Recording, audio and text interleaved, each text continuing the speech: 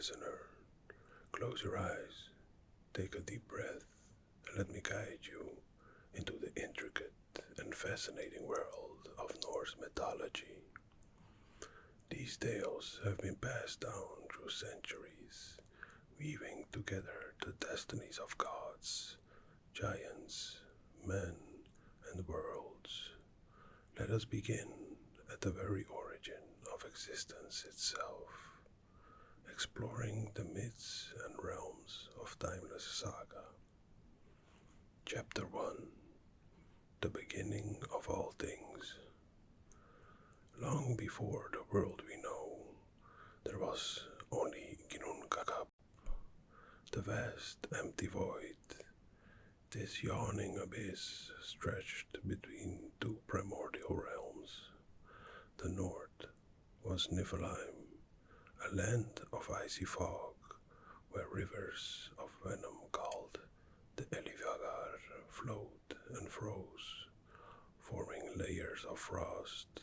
To the south was Muspelheim, a realm of unrelenting fire and scorching heat, ruled by the fire giant Surtr, whose flaming sword would one day herald the end of the world during Ragnarok, when the icy cold of Niflheim met the fiery heat of Muspelheim.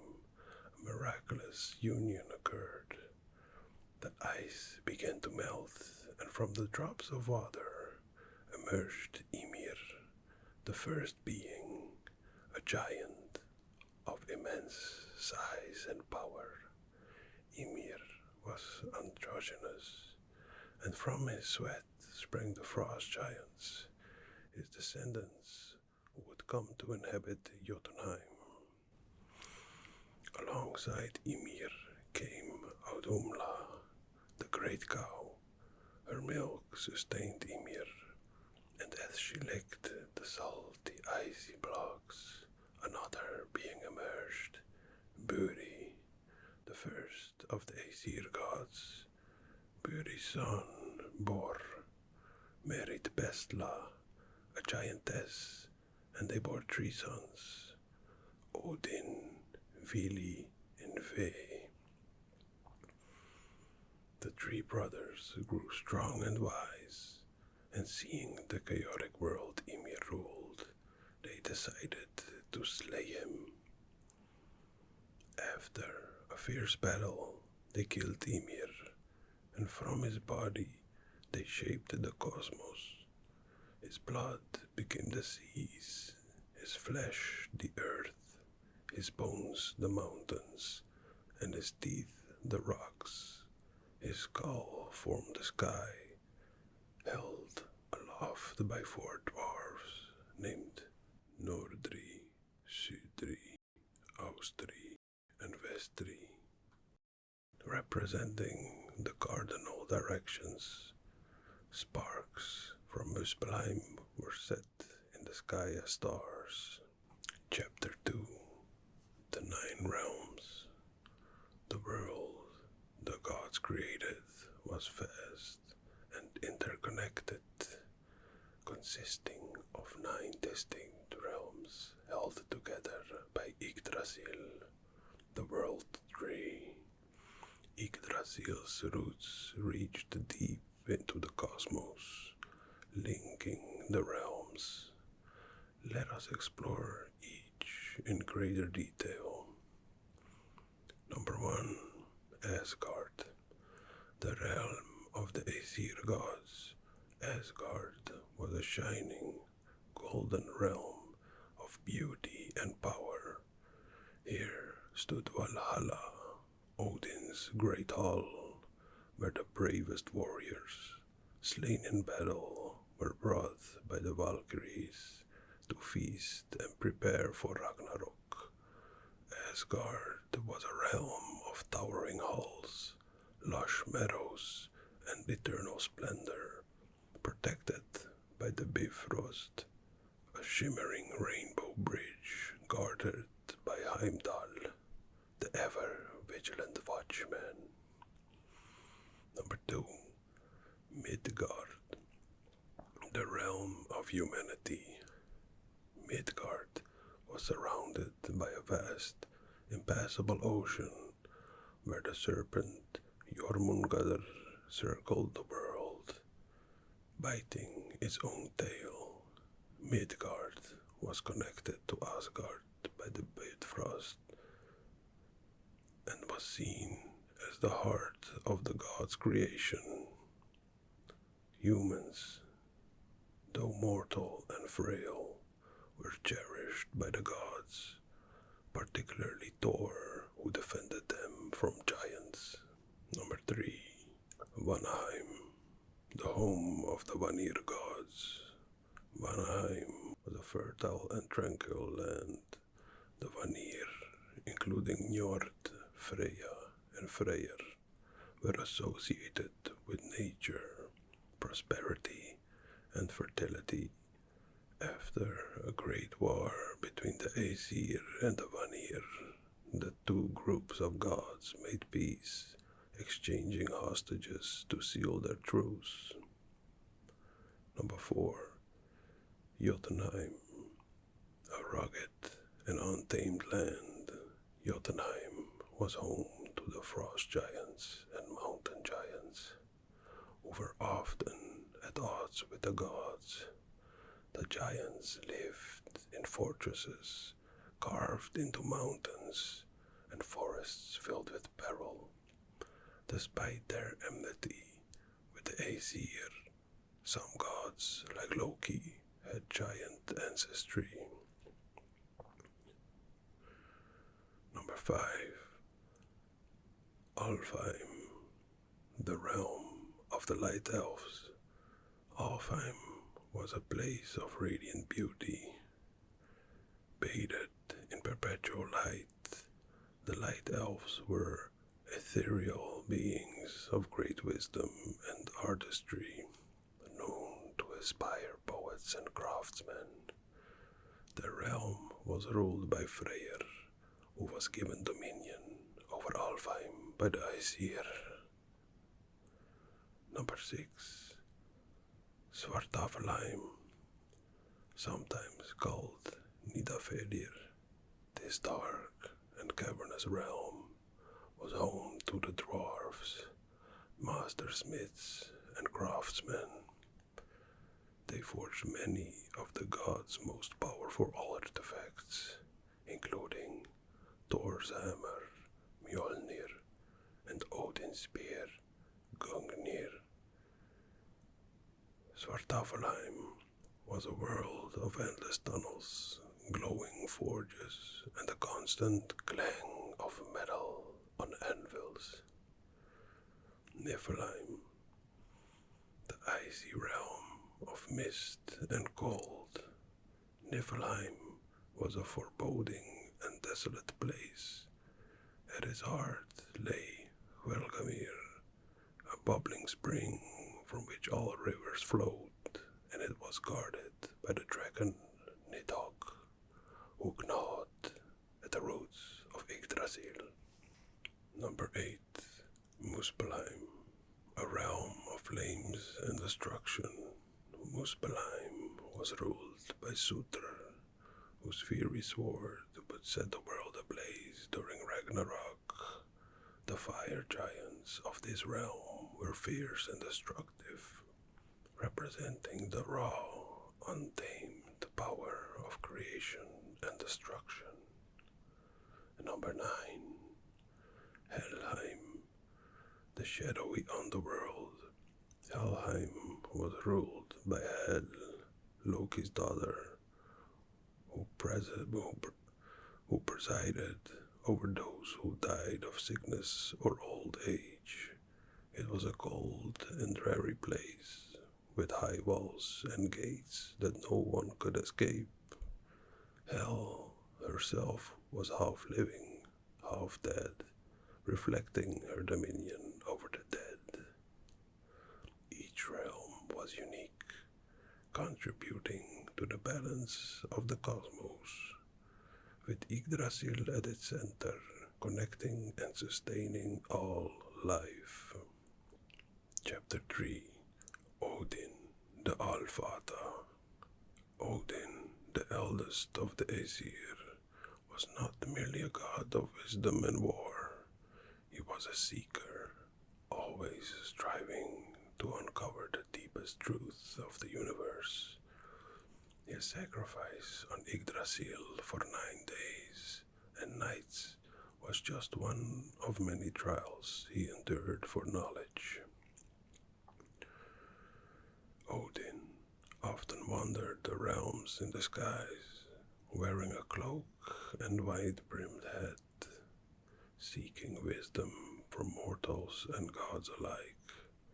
He was the patron of poets, inspiring them with the magical mead of poetry which he stole from the giants. As a god of war, Odin selected the bravest warriors to join him in Valhalla, where they would prepare for Ragnarok. Yet, he was also a god of fate, often guiding events toward their destined end. His 2 ravens, Hugin and Munin, flew across the world each day, bringing him news of all that transpired. Chapter 4. Thor the Thunderer. Thor was more than a warrior. He was a protector. He defended Midgard from the giants who sought to destroy it, wielding Mjolnir to maintain cosmic order. Yet, Thor was also a figure of humor in many tales, often tricked or outwitted by cunning foes. One famous tale is Thor's journey to the land of the giants, where he competed in impossible contests, such as drinking from a horn connected to the ocean. Despite failing, his efforts demonstrated his strength and determination. Thor's journeys were often accompanied by Loki, whose mischief sometimes caused trouble but also led to victories. Chapter 5. Loki the Trickster. Loki, the shape-shifting trickster, was both a companion and a bane to the gods. Though he was of giant descent, Loki lived in Asgard and often assisted the gods with his cleverness, until his mischief turned dangerous. Loki was a master of deception and could take on many forms. He fathered, or rather created, many strange beings, including Sleipnir, the 8-legged horse, a monstrous offspring such as Fenrir the wolf, Jormungandr, the world serpent, and Hel, the ruler of the underworld. Though Loki's cunning often saved the gods, his betrayals ultimately led to his downfall. His character embodies chaos, a necessary counterbalance to the order upheld by the Aesir. Chapter 6. Freya and Freyr. Freya, the goddess of love, beauty, and fertility, was one of the Vanir gods who came to life in Asgard after the Aesir-Vanir War. She was associated with both life and death, as she presided over Folkvanger, a realm where half of the fallen warriors went after death, the other half going to Valhalla with Odin. Freya's beauty was renowned, and she possessed a necklace called Brisingamen, crafted by dwarves. She also rode a chariot pulled by cats and could transform into a falcon. Her twin brother, Freyr, was a god of fertility, prosperity, and peace. He wielded a magical sword and was closely associated with with the cycles of nature. Together, Freya and Freyr symbolized the balance of life and death, love and war. Chapter 7, Ragnarok, the end of the gods. The prophesied end of the gods, Ragnarok, loomed like an unshakable shadow, whispered in both mortal halls and divine halls.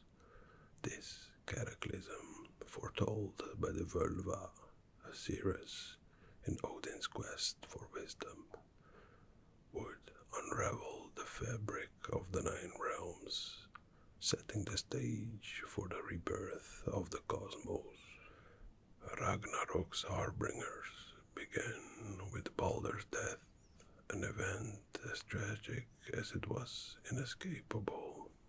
Baldur, the shining god of purity and light, was beloved by all but the trickster Loki. Through Loki's malice, a dart made of mistletoe, Baldur's sole weakness struck him down during a playful contest. His death plunged Asgard into despair, marking the first thread pulled in the unraveling of fate. The world was soon gripped by Fimbulwinter, a harrowing period of unrelenting frost for 3 long years. Snow blanketed the lands, crops failed, and humanity turned on itself in desperation. The bonds of kinship dissolved as fathers fought sons, and brothers turned on brothers. The bitter chill heralded the imminent release of Loki and his monstrous progeny, imprisoned until this destined hour. In the depth of Helheim, Loki unshackled himself, rallying his blood. Fenrir, the wolf of unbridled destruction, Jormungandr, the world-encircling serpent, and his daughter Hel, queen of the underworld, with the aid of the fire giants led by Surtur, Loki's force surged forward, breaking the boundaries between realms. As the armies of chaos gathered, Heimdall, the ever-vigilant guardian of the Bifrost Bridge, sounded Gjallarhorn, a clarion call that echoed across the 9 realms. The gods armed themselves for the last stand, knowing full well the dire prophecies that foretold their doom. The plain of Vigrid, a vast expanse that stretched endlessly, became the battlefield of Ragnarok. Here, gods and giants met in ferocious combat, each clash shaking the pillars of the world. Thor, the mighty god of thunder, faced his eternal foe, Jormungandr. Their duel was titanic, the serpent's venomous breath blackening the skies. Thor delivered a final, earth-shattering blow with Mjolnir, splitting Jormungandr's skull, but the beast's venom coursed through his veins, felling the thunder god as he took his last steps. Odin the Allfather engaged in the desperate struggle against Fenrir, the monstrous wolf. Despite his wisdom and strength, Odin was consumed by the beast's gaping maw, yet vengeance came swiftly. Odin's son, Vidar, clad in a magical iron shoe, tore his jaws asunder, avenging his father.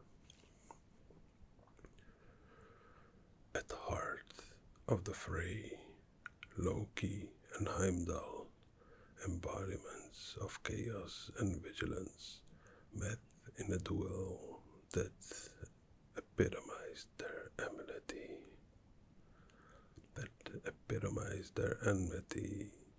The clash of their blades was fierce and unrelenting, but neither could overcome the other.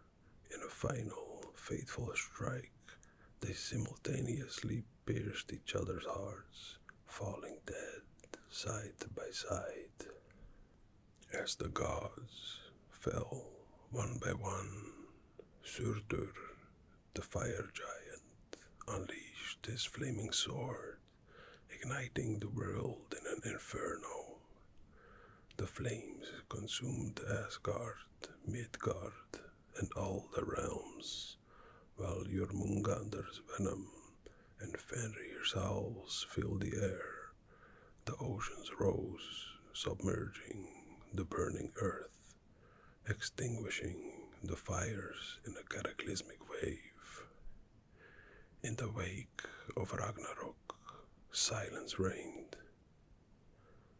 The 9 realms lay in ruins, but destruction was not the end. From the ashes and the waves, a new world began to form.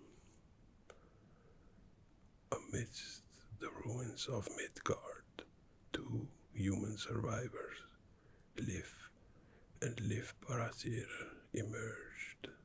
They had been sheltered with Yggdrasil, the world tree. Its ancient roots shielded them from the flames.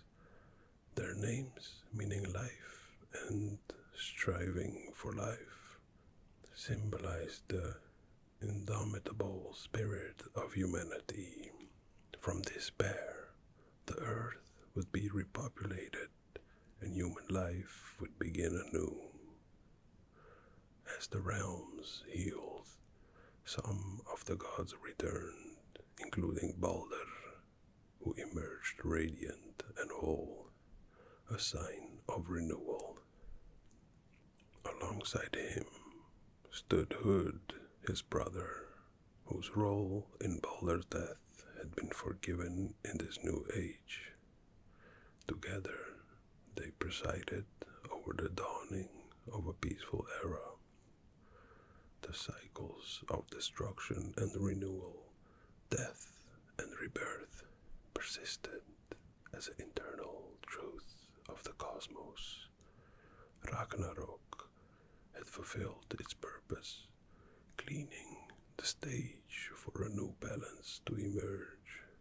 Thus, the gods perished and the world was reborn, a testament to the resilience of life and the inevitability of change. So, for the conclusion, though Ragnarok brings destruction, it also promises renewal, a testament to Norse belief in the cyclical nature of life. As the tales of Norse mythology remind us, endings are not final, but are the seeds of new beginnings. Thank you for joining me on this whisper journey through the realms of Norse mythology. Sleep well, dream deeply, and may the wisdom of the gods stay with you.